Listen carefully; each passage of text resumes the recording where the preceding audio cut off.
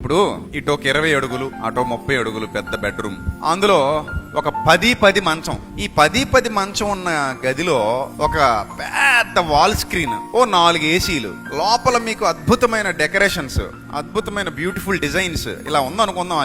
ఆ గదిలో ఉంటే ఈ గది బాగోకపోతే నవ్వు వస్తుందా ఏడుపు వస్తుందా చెప్పండి? ఏడుపు వస్తుంది. అంటే ఆ గదిలో ఉన్నా కూడా ఈ గది బాగోకపోతే అక్కడ మనం ఎలా ఉండలేం? శాంతిగా ఉండలేం, సంతోషంగా ఉండలేం, ఆనందంగా ఉండలేం. అర్థమైందా? అదే ఒక చిన్న పూరి గుడిసే, అందులో ఒక చిన్న లాంతరు, చుట్టూ తడికెల గోడ, వర్షం వస్తే నీళ్లు గారుతాయి, గిన్నెలు పెట్టుకోవాలి. అలాంటి ఒక చిన్న పూరి గుడిసెలో భార్య భర్త చక్కగా ఒకరికొకరు భోజనం తినిపించుకుంటూ హాయిగా భర్త గుండెల మీద తలపెట్టుకుని నిద్రపోతూ తానేమో భార్యని కౌగిలించుకుని హాయిగా పడుకున్నారు అనుకోండి. అంటే ఇప్పుడు ఎక్కడ బాగుండడం వల్ల ఎక్కడ బాగులేకపోయినా పర్లేదని మీకు అనిపిస్తుంది?